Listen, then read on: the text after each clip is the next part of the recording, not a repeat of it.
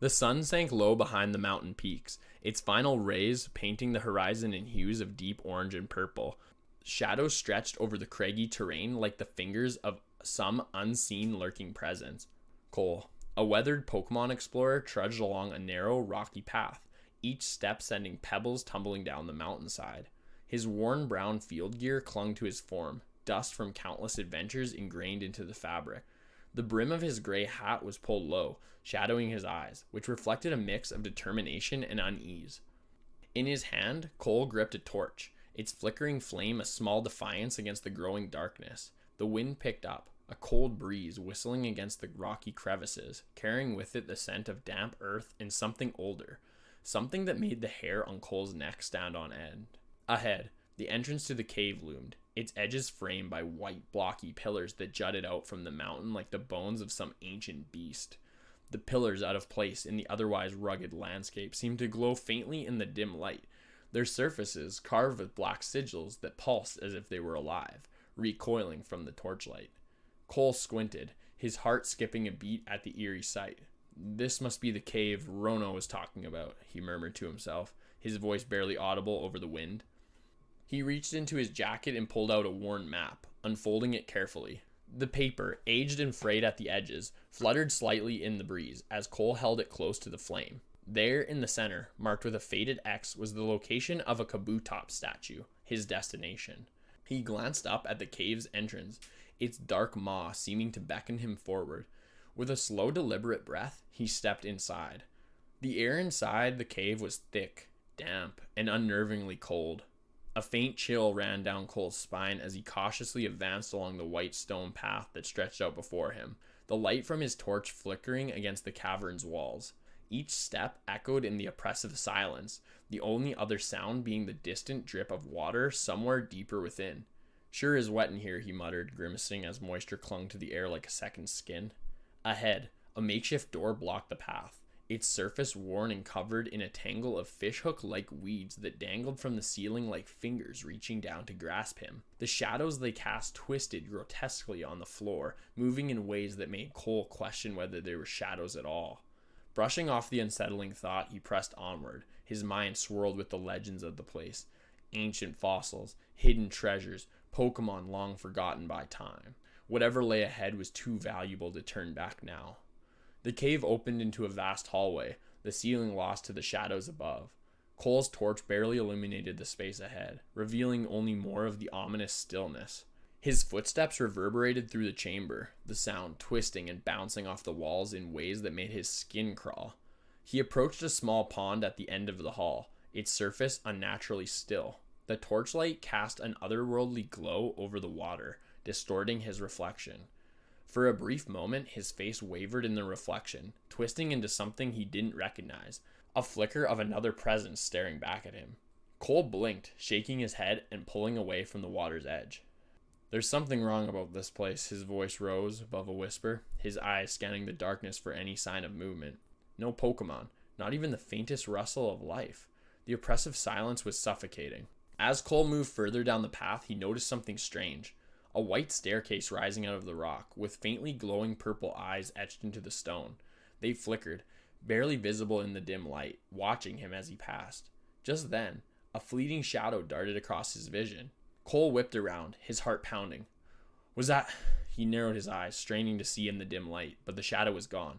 "No, just a trick of the eye," he continued, his pace quickening as he approached the end of the hallway. There, looming in the torchlight, stood the Kabutops statue, its blade-like arms raised menacingly as if posed to strike. The stone figure was eerily lifelike, the torchlight casting long shadows over its menacing form. "There it is," Cole whispered in awe, his voice barely audible. "I know it's just a statue, but it looks so real." His fingers brushed the cool stone at the base of the statue, feeling along the surface until they caught on a small hidden button. His breath caught in his throat as he pressed it. With a soft click, a hidden doorway slid open at the statue's base, revealing a small, dimly lit chamber beyond.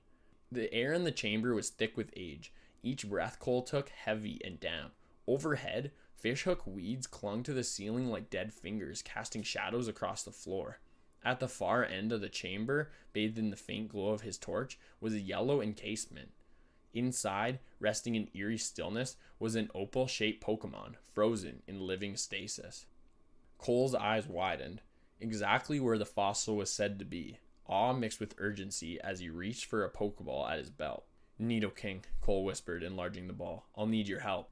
With a flick of his wrist, the ball snapped open, and in a flash of red energy, Nidoking materialized, his massive purple form casting a sharp silhouette against the cavern walls.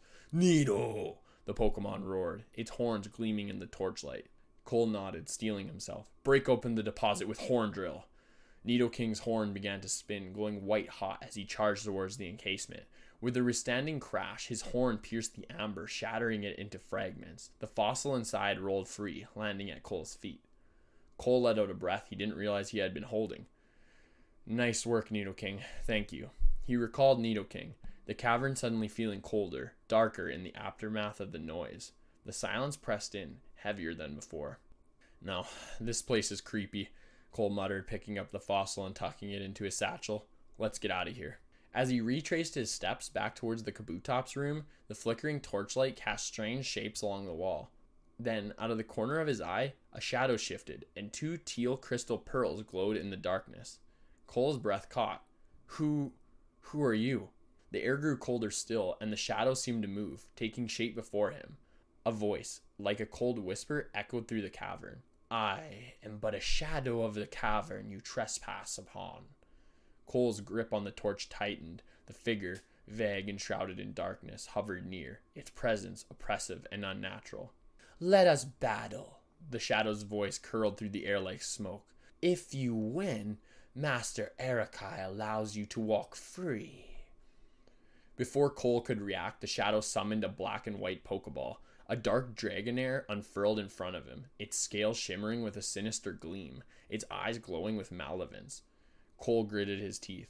All right then, I won't back down. He reached for another Pokeball. Slowbro, go! With a flick of his wrist, Cole released Slowbro in a pulse of red energy. The pink Pokemon appeared, its shell tail glinting faintly in the dim light.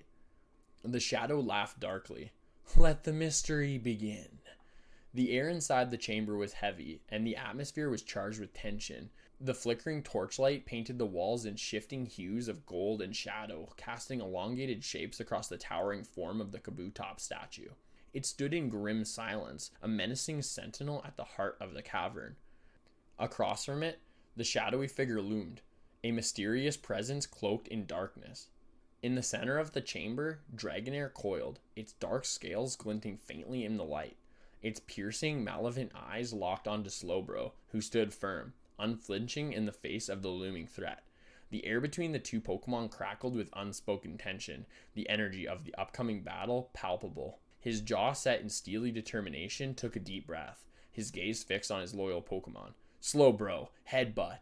Slowbro responded with a low rumbling growl, his slow movements belying the power coiled within him. Bro! With a sudden burst of force, Slowbro lunged forward, his head smashing into Dragonair's sleek body with a sickening thud. The impact reverberated through the cavern, sending Dragonair skidding backwards across the stone floor, crashing into the base of the white staircase at the edge of the chamber. The force of the blow caused the stone to tremble, dust falling from the cracks in the ceiling. Cole allowed himself a brief moment of satisfaction, but his reprieve was short-lived. The shadowy figure's laughter echoed coldly through the chamber, a sound that sent a chill down Cole's spine. It was as if the figure was toying with him, amused by the very idea of resistance. Dragonair, Twister! The shadow's voice was icy, laced with a dark amusement. Dragonair rose from where it had fallen, its elegant form coiling once more. With a hiss, it slammed its tail into the ground. Instantly, the air around the chamber began to swirl, wind whipping through the cavern with violent force. The gusts gathered, forming a growing twister that barreled towards Slowbro, tearing through the air like a living storm. Cole felt the force of the wind immediately. His torch flickered wildly in his hand, and his gray hat was torn from his head, carried away by the raging tempest. Slowbro! Counter with Ice Beam, he yelled, his voice barely audible over the roar of the storm. Slowbro, unshaken by the chaos around him, steadied himself. He inhaled deeply, his chest glowing faintly as he prepared his next attack. With a roar, Slowbro unleashed a crystalline beam of ice that shot forward, cutting through the air like a spear. The freezing energy collided with the twister, and for a moment the forces clashed in a violent storm of ice and wind. Then, with a deafening crack, the twister shattered, sending shards of ice flying across the room. The wind died instantly, leaving only the eerie silence in its wake. The only sound remaining was the distant drip of water, echoing from somewhere deep within the cave. Cole's breath came in quick bursts, his heart still pounding in his chest. Now, show this shadow what a real Pokemon can do. His voice was fierce, his resolve hardened. Slowbro, sheer cold.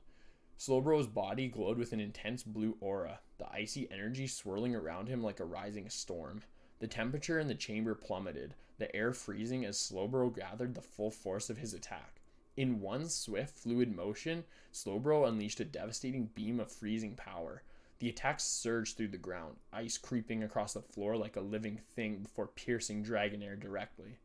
The serpent Pokemon froze mid-motion, its graceful form suddenly rigid, encased in a solid block of ice. For a brief moment, the chamber was still, the only movement the flickering of the torchlight on the frozen Pokemon. Then, with a sharp crack, the ice splintered and Dragonair collapsed to the floor, motionless, a lifeless heap of scales. The shadow hissed softly, the sound dripping with malice. You managed to defeat my Dragonair. How unfortunate. Its form flickered again, momentarily dimming as though weakened by the loss of its Pokemon. But there was something in the shadow's voice that made Cole's stomach churn. A cold, sinister edge. For you? The shadow's gaze twisted towards the Kabutops statue, and with a low, ominous rumble, the stone figure began to shift. The still, lifeless rock of the statue began to animate, dark energy pulsing through its form as if bringing it to life. Two teal crystal eyes flickered, glowing with an unnatural light as the Kabutops statue stepped down from its pedestal. Its massive claws, sharp as scythes, raised into the air with a deafening screech. The shadow, once standing apart, now melded with the stone, fusing the dark energy with the ancient figure. Kabutops, no longer just a statue, loomed large, its monstrous form now imbued with malevolent power. Kabutops! The cry was guttural, echoing through the chamber as the creature took its first steps, claws dragging menacingly along the stone floor. Cole's heart raced as he stumbled backward, his mind reeling. The sheer size and power of the creature dwarfed everything else in the chamber. The statue, it's alive, he whispered, the words barely audible as he fought to regain control. Slowbro, Ice Beam, don't give it a chance to attack. Bro! Slowbro inhaled sharply, preparing to unleash another beam of ice, but the newly animated Kabutops moved with a fluidity that belied its massive form. Before Slowbro could attack, Kabutops crossed its massive claws in front of its body, deflecting the ice beam with terrifying precision. The energy dissipated, scattering harmlessly across the stone walls. Kabutops! The shadow's voice was calm, cold, devoid of emotion. Shadow Claw!